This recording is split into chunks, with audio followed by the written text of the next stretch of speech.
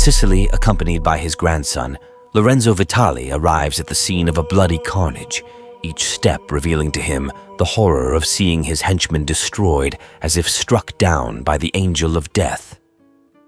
The author of the facts, Robert McCall, sits, confident in an isolated cellar.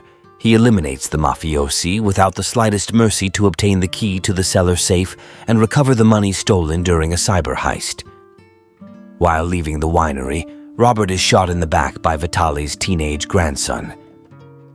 He initially contemplates suicide due to his injury, but finds his gun out of bullets and then takes the ferry back to the mainland. While driving on the Amalfi coast, in shock, Robert stops and loses consciousness. He is eventually found and rescued by a local carabinieri. This takes him to a charming, isolated Italian coastal town called Altamonte, where he is treated by Dr. Enzo Aricio.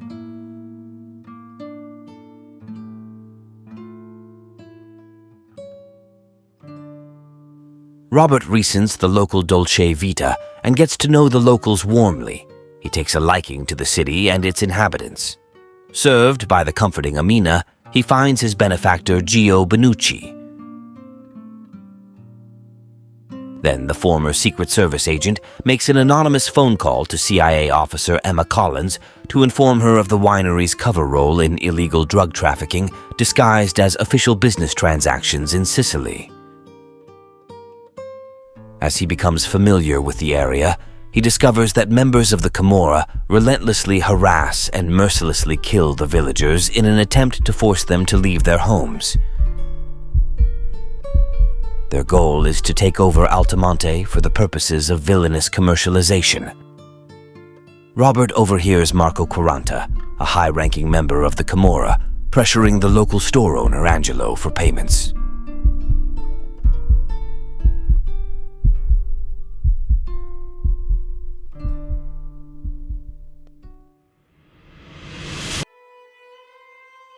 Meanwhile, Collins and other CIA agents arrive at the basement where they find millions in cash and bags of phenethyline pills hidden in a warehouse, confirming McCall's suspicions.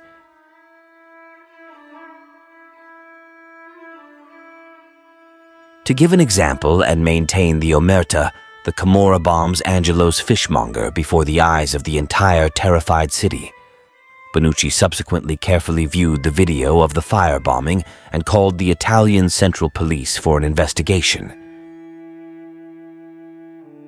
Becoming more attached to the local population and guided by Amina, the hero weaves bonds that inexorably link his destiny with that of the innocent inhabitants. Sitting down to enjoy tea, he is joined by Officer Collins, who, as their conversation progresses, becomes fascinated and challenged by the professionalism and the mysteries that surround it.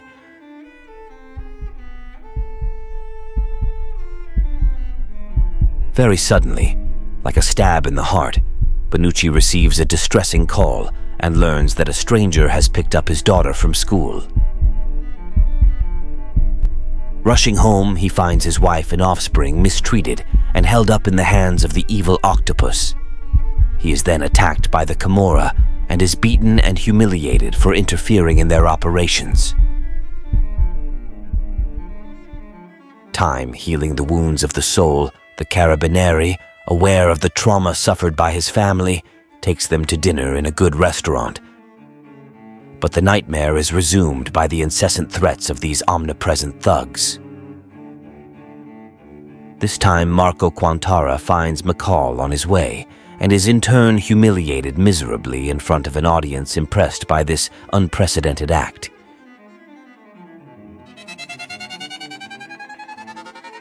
Badly wounded in his pride, he foments his revenge, which he imagines to be exemplary. But McCall has anticipated everything and surprises them first. He kills them coldly, slowly, while watching them breathe their last.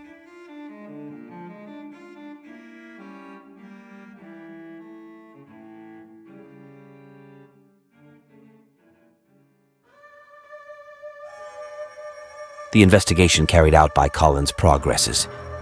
She obtains crucial information which provokes targeted and murderous assaults directed against the Mafia.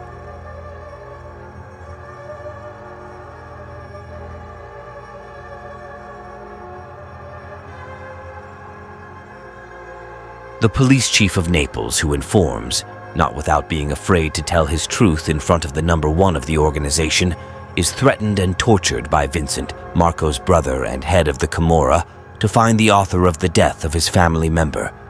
Like a vision of horror, he will end up carrying his own severed hand in a champagne bucket.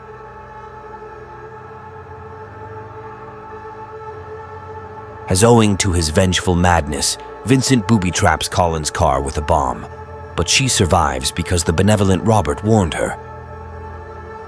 They now know that the attacks were the work of the Camorra and not of suspected terrorists.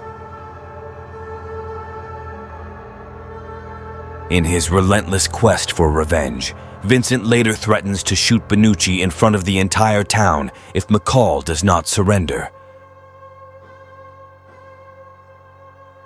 Very courageously, Robert surrenders, but before Vincent can kill him, the citizens revolt and begin recording the attack with their cell phones. The desired effect succeeded, forcing the enraged man and the rest of the Camorra to withdraw, but with the firm intention of retaliating violently the next day.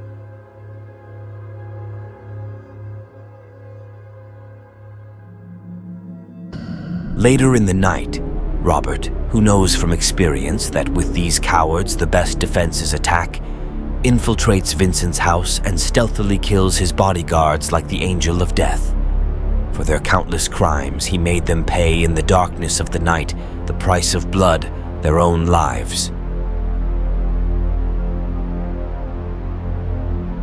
Fear switches sides, and then he forces Vincent to take a lethal dose of his own drugs to kill him.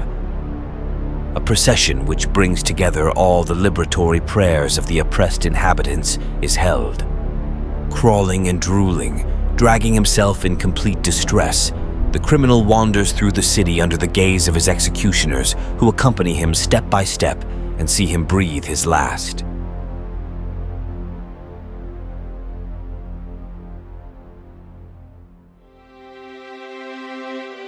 Through Collins, Robert returns the money he had withdrawn from the cellar to an elderly couple's pension fund.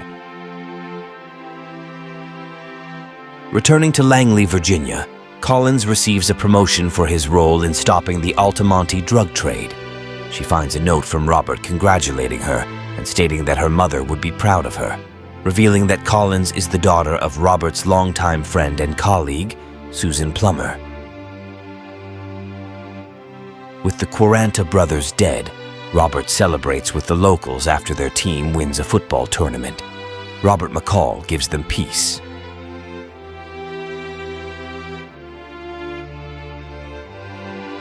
Thank you for enjoying this exciting film with us. Don't forget to subscribe and activate the bell. See you soon on Storytime.